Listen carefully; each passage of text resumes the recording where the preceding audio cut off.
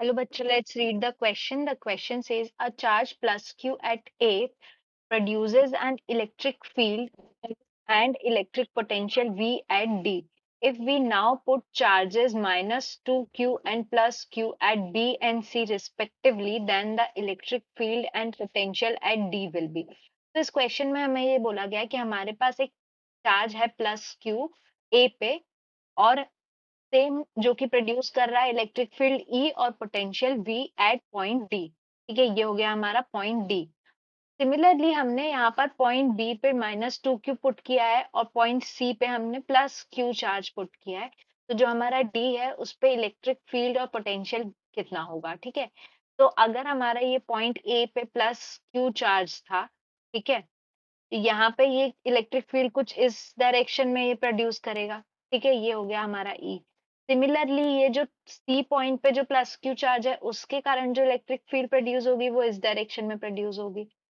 और जो ये माइनस 2Q है, माइनस होने के कारण ये क्या होगा, अंदर की तरफ उसके आएगा और ये इस तरफ डायरेक्शन। ठीक है, ये हमारी हो जाएगी इसके कारण, माइनस 2Q के कारण। अब हमको देखिए, सब हमें पता है, सो द की कॉन्सेप्ट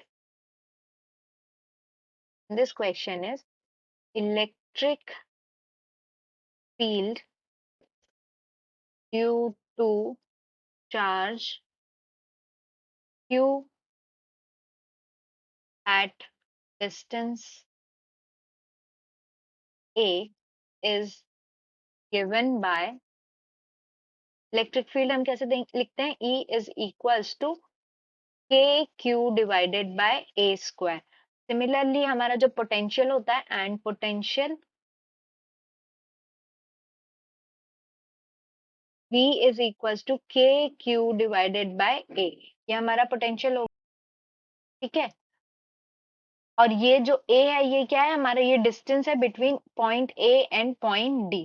ठीक है, अब हम देखिए, अगर सबसे पहले हम पोटेंशियल निकालते हैं तो पोटेंशियल के लिए क्या हो गया, पहला हमारा जो प्लस क्यू चार्ज था एट पॉइंट ए उसके कारण क्या होगा, के Q divided by A, plus दूसरा हमारा किसके कारण हो रहा है, ये वाले उसके सी पॉइंट के, तो इसका भी डिस्टेंस क्या है, सेम ही है, तो ये के क्यू डिवाइडेड बाय ए हो जाएगा।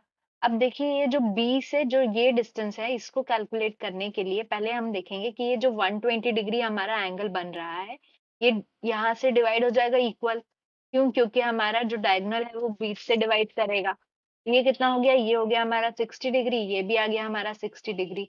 अब ये एंगल 60 डिग्री है तो ये एंगल भी कितना हो जाएगा, 60 डिग्री हो जाएगा। ठीक है, और ये भी हमारा 60 डिग्री हो जाएगा। तो अगर ये दोनों एंगल 60 60 हैं तो ये कितना हो गया, ये भी हमारा 60 हो गया। यानी कि जो ए बी और डी है ये कौन सा एंगल ट्राइंगल बना रहे हैं, इक्विलेटरल ट्राइंगल बना रहे हैं। इसलिए जो हमारा डिस्टेंस है बी डी वो क्या हो जाएगा, ए हो जाएगा। तो हमारा अगर पोटेंशियल हम लिखें तो ये क्या हो जाएगा, के माइनस 2Q, क्योंकि माइनस 2Q चार्ज था, डिवाइडेड बाय ए। तो इसकी वैल्यू क्या आ जाएगी, जीरो, यानी पोटेंशियल हमारा निकल गया और इसकी वैल्यू है जीरो। ठीक है, तो अगर ऑप्शंस चेक करें तो हमारा करेक्ट ऑप्शन क्या हो जाएगा, ये जीरो है। करेक्ट ऑप्शन हमारा हो जाएगा ऑप्शन ए। अब अगर हमको इलेक्ट्रिक फील्ड भी अगर निकालनी हो तो देखिए, तो उसके लिए हम क्या करते हैं, सपोज ये जो हमारा पॉइंट था डी पॉइंट, इस पॉइंट पे हमारे पास इलेक्ट्रिक फील्ड जो आ रही थी, एक तो ये हमारा ए से आ रही थी ई की तरफ, ठीक है, एक हमारी सी से आ रही थी इस डायरेक्शन में, और एक था हमारा बी के टुवर्ड्स बी। ठीक है, तो देखिए अब ये जो है ये हमारा क्यू चार्ज के कारण था, ये भी क्यू चार्ज के कारण, और ये हमारा माइनस 2Q चार्ज के कारण। तो हमें पता है E इज इक्वल्स टू के Q divided by A square होता है। ठीक है, तो अगर ये इसको हम E से डिनोट कर रहे हैं तो ये क्या हो जाएगा, हमारा 2Q चार्ज के कारण E कितना हो जाएगा, के minus 2Q divided by A square, इसको हम लिख सकते हैं -2E। ठीक है, अब माइनस साइन क्या बता रहा है कि ये टूवर्ड्स बी हो जाएगा, यानी 2E टूवर्ड्स बी।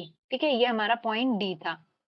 अब देखिए इसका अगर हमको रिजल्टेंट निकालना है तो ये जो है इसकी वैल्यू कितनी है हमारी, ये हमारा ई है, ये भी ई है, दोनों क्योंकि चार्ज हमारा दोनों पे सेम था। ठीक है, तो इसका रिजल्टेंट कितना आ जाएगा, इसका रिजल्टेंट की जो वैल्यू आएगी, रिजल्टेंट की वैल्यू भी क्या रहेगी, ई रहेगी। ठीक है, तो ये हो गया ई, और इधर हमारा इसकी वैल्यू कितनी थी, -2e। तो नेट क्या आ जाएगा हमारा, E net will be equals to E-2e, यानी कि -e, और माइनस साइन क्या बताएगा, टूवर्ड्स बी। तो हमारा ई नेट का अगर मैग्नीट्यूड हम देखें तो ये कितना हो जाएगा हमारा, ई आ जाएगा। This is the answer. तो फाइनल आंसर हमारा क्या हो गया, final answer is electric field E and potential is 0। तो करेक्ट ऑप्शन कौन सा हो गया, करेक्ट ऑप्शन हमने पहले ही बताया था, option A, that is option A. I hope you understood the question well. Best of luck.